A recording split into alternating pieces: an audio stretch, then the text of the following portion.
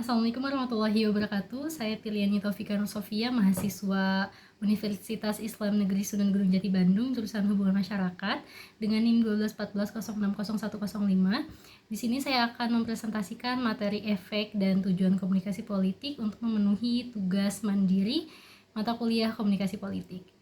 Jadi pertama-tama saya akan membahas tentang efek komunikasi. Jadi efek komunikasi dalam politik ini tuh segala dampak dari berbagai macam bentuk pesan mengenai politik terhadap masyarakat, baik secara langsung atau immediate effect maupun efeknya itu tidak secara langsung atau delayed effect. Jadi efek secara langsung ini atau immediate effect ini halayak itu mengalami terpaan pesan politik dan memberikan reaksi secara langsung. Contohnya misalnya ketika kampanye, si politikus nih menyampaikan pesan isu politiknya tuh secara face to face kepada si masyarakatnya. Nah, yang kedua ada efek tidak langsung atau delayed effect. Jadi efek komunikasi politik yang menerpa halayak secara tidak langsung.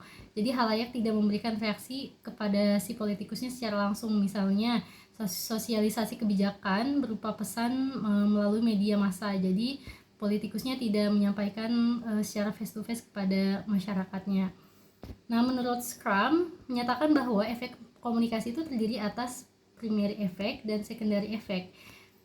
Dalam Ardinto dan Kianes 2007, nah ini yang pertama ada primary effect. Jadi primary effect ini efek yang menerpa perhatian dan pemahaman halayak serta memberikan proses internal individu yang menerima pesan.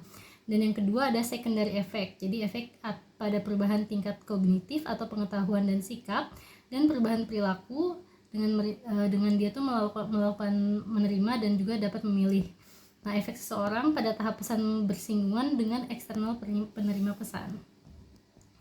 Selanjutnya ada tujuan komunikasi politik.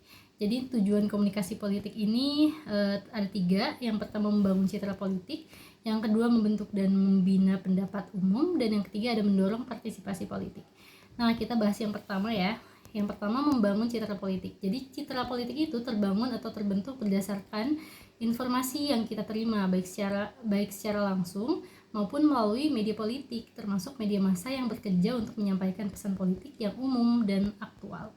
Yang kedua ada membentuk dan membina pendapat umum. Jadi pembentukan pendapat umum dalam komunikasi politik sangat ditentukan oleh peranan media politik, terutama media massa. Yang ketiga, mendorong partisipasi politik. Partisipasi politik sebagai tujuan komunikasi politik dimaksudkan agar individu-individu berperan serta dalam kegiatan politik atau partisipasi politik, sehingga halayak mau memberikan suaranya untuk seorang politikus maupun partai politik. Selanjutnya ada sosialisasi politik. Jadi dilansir dari University of Minnesota Libraries, sosialisasi politik adalah pembelajaran politik agar masyarakat dapat mengembangkan sikap, nilai, keyakinan, pendapat, dan perilaku yang kondusif untuk menjadi warga negara yang baik di negaranya. Selanjutnya ada fungsi sosialisasi politik. Jadi fungsi sosialisasi politik ini ada 2. Yang pertama ada mencerdaskan bangsa, dan yang kedua ada memelihara sistem politik. Di sini yang poin pertama kita bahas mencerdaskan bangsa. Jadi sosialisasi politik bertujuan untuk mencerdaskan bangsa, menumbuhkan kesadaran dan pemahaman politik bagi orang dewasa maupun anak-anak sebagai penerus bangsa. Dengan begitu, individu dapat berpartisipasi aktif dalam sistem politik yang ada di pemerintahan. Selanjutnya yang kedua ada memelihara sistem politik. Jadi sosialisasi politik ini berfungsi untuk mengenalkan sistem politik yang telah lalu dan yang sedang dijalani. Pemahaman dari sosial politik kemudian diterapkan dan memelihara sistem politik yang ada dalam suatu negara. Nah, kita selanjutnya akan membahas cara kerja sosialisasi politik. Menurut Prof. Dr. Samsar 2010 terdapat 5 cara nih dalam melakukan kegiatan politik, antara lain sebagai berikut. Yang pertama ada imitasi. Imitasi ini atau peniruan ini adalah cara kerja suatu sosialisasi politik yang bisa dilakukan oleh anak kecil. Jadi imitasi ini bisa dilakukan oleh anak kecil misalnya kepada keluarganya dan orang-orang terdekatnya. Yang kedua ada instruksi. Jadi instruksi atau perintah merupakan cara penyampaian sosialisasi politik yang dilakukan oleh seseorang yang memiliki kekuasaan. Yang ketiga ada diseminasi. Diseminasi politik kerap dilakukan anggota legislatif dalam menyampaikan agenda politiknya. Yang keempat ada motivasi. Jadi mekanisme politik dalam membentuk sikap, perilaku seseorang atau sebuah kelompok. Pihak yang biasa memberikan motivasi politik biasanya adalah mereka yang derajatnya lebih tinggi. Nah, yang terakhir nih, yang kelima adalah penataran. Jadi penataran ini sudah dikenal nih sejak zaman Orde Baru, di mana terdapat istilah penataran 4P atau P4, yaitu ada pedoman, penghayatan, dan pengamalan Pancasila. Selanjutnya ada sarana sosialisasi politik. Jadi sarana sosialisasi politik ini ada 5. Yang pertama, keluarga atau grup primer dalam membentuk karakter politik dari seorang individu menjadi pintu pertama bagi anak mengenal lingkungan politiknya. Yang kedua ada sekolah. Sekolah ini jadi merupakan tempat bagi seorang anak membangun kesadarannya tentang dunia politik dan perannya di masyarakat.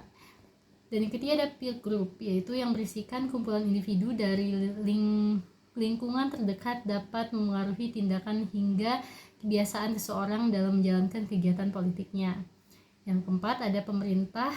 Jadi pemerintah ini merupakan agen sosialisasi politik yang juga sekaligus menjalankan peran politiknya. Dalam menyampaikan pesan politik, pemerintah membentuk sistem pendidikan bahkan kurikulum tertentu. Yang kelima, partai politik. Nah, partai politik menjadi agen sosialisasi politik yang paling spesifik dibanding agen lainnya. Hal tersebut dikarenakan partai politik lah yang langsung melaksanakan kegiatan-kegiatan politik dalam praktiknya secara langsung. Selanjutnya ada bentuk partisipasi politik. Jadi partisipasinya ini ada yang secara aktif dan juga secara pasif. Nah, kalau partisipasi aktif ini adalah bentuk partisipasi politik yang dilaksanakan dengan pengajuan usul mengenai kebijakan umum beserta pilihan alternatifnya. Selain itu, partisipasi politik secara aktif juga dilakukan dengan melakukan kritik serta perbaikan atas berbagai kebijakan yang dibuat pemerintah, membayar pajak, dan ikut serta dalam pemilihan kepala daerah. Yang kedua ada partisipasi pasif. Jadi bentuk partisipasi politik yang pasif ini dilakukan dengan menaati, menerima, serta melaksanakan saja seluruh keputusan pemerintah. Artinya, masyarakat hanya sekedar menerima dan mengikuti saja tanpa menyatakan pengajuan usul ataupun kritik. Nah, tapi selain dua jenis tersebut, partisipasi politik juga dapat dibedakan lagi nih menjadi 3. Yang pertama ada apatis. Jadi apatis ini masyarakat menolak dan menarik diri dari proses politik. Yang kedua ada spektator. Jadi artinya masyarakat setidaknya pernah ikut serta dalam pemilihan umum. Dan yang ketiga ada gladiator, artinya masyarakat terlibat aktif dalam proses politik, misalnya menjadi anggota partai, pekerja kampanye, serta aktivis masyarakat. Nah, mungkin sekian saja materi yang bisa saya sampaikan mengenai efek dan tujuan komunikasi politik. Mohon maaf bila ada kesalahan. See you. Assalamualaikum warahmatullahi wabarakatuh.